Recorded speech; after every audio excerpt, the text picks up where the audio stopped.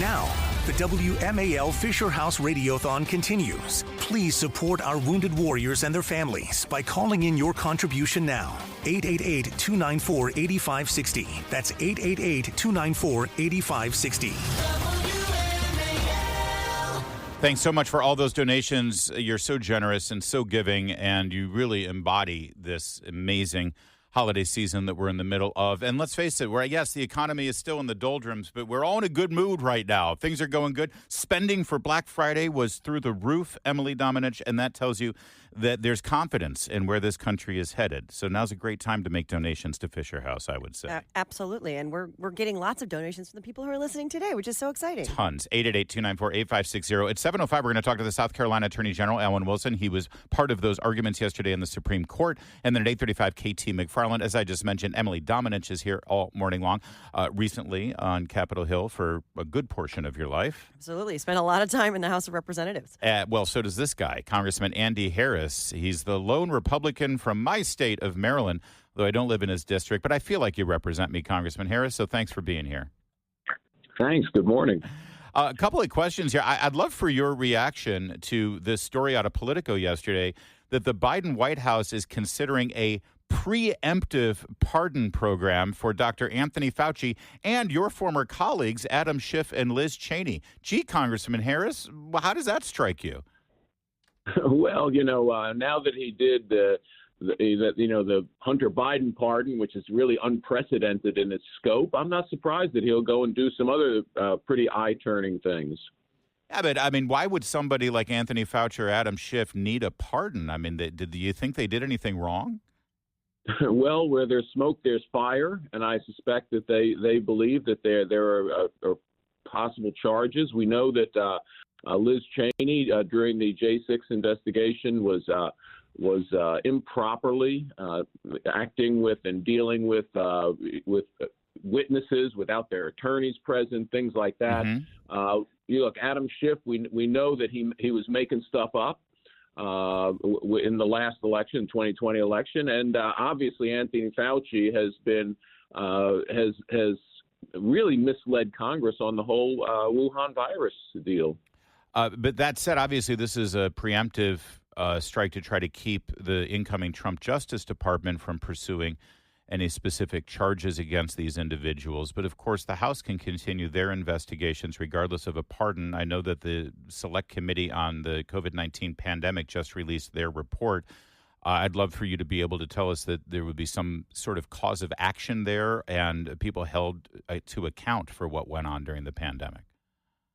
Well, pretty clearly now that we control both the House and the Senate, I think things could get into high gear. The bottom line is that there was a lot of funny business going on in Washington during the last 4 years, and in the NIH with Dr. Fauci during the pandemic, and we're scratching the surface.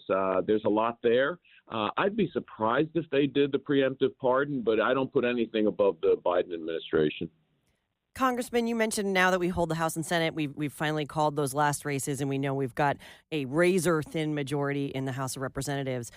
Do you think that the size of the House majority is going to impact your ability to actually move legislation to support President Trump's agenda? We saw plenty of divisiveness last Congress with a slightly bigger majority. So how are we going to get past that and actually get things done this time around?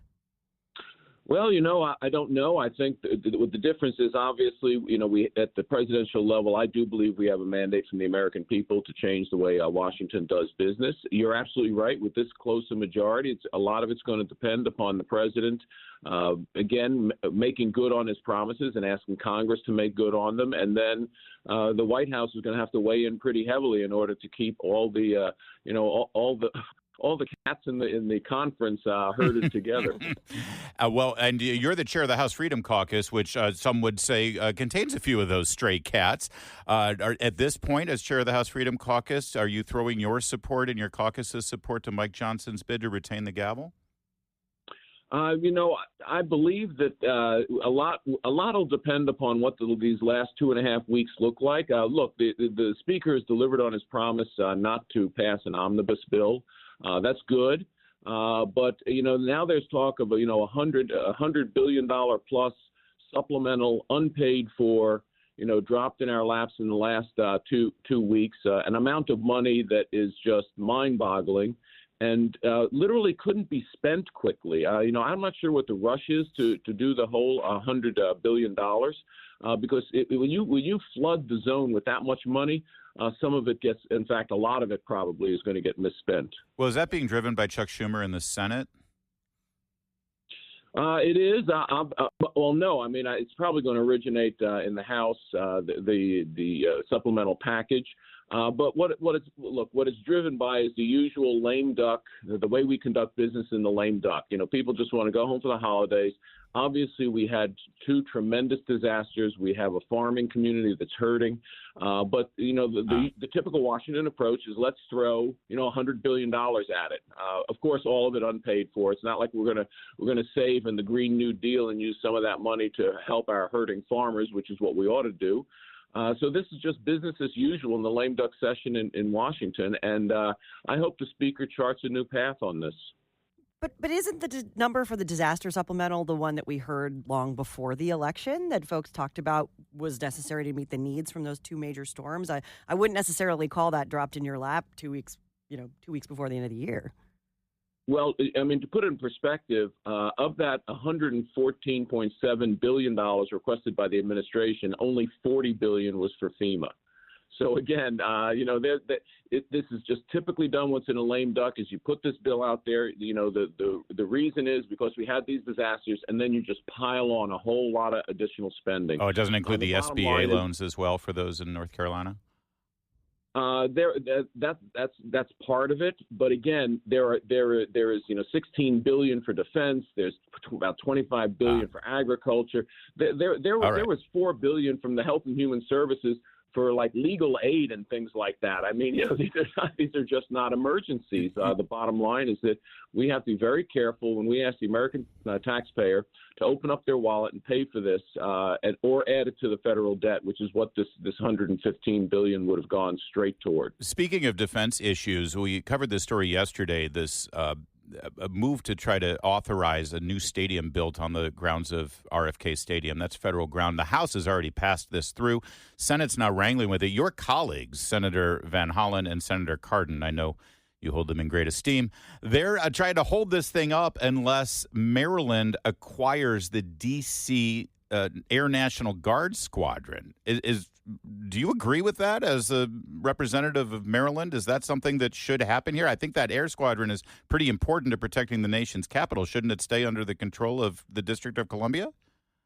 Well, given how the District of Columbia conducts its businesses, I'm not sure anything should stay under control of the District of Columbia. But regardless, look, the issue is that Maryland has always had the A-10 squadron. The A-10s are being phased out, and Maryland would be left without an air wing. Look, I think we should have an air wing in Maryland. We would only be taking one of the two squadrons from D.C., flying squadrons. So I think it's something that I'm going to take a look at because Maryland's National Guard should have an air squadron. Well, Maryland should take that up with the Pentagon, not sort of cannibalize the D.C. squad. But the people from D.C. are saying that this is incredibly important in terms of the safety of the White House. They're constantly patrolling to keep the airspace clear over the nation's capital since 9/11. That's critically important. Well, Maryland is right next door. I mean, the bottom line is that this could be housed at a Maryland base close by. Again, this is the way business is done in Washington. We've been trying to get the Pentagon to slow down this A-10 to the phase out of the A-10s because people I speak to in the military, a lot of people in the Army, believe that the A-10 is a valuable fighting weapon. All right, Congressman Harris, you have a great holiday season. It's always great to talk with you, and thanks for joining us today. All right, thank you. 646.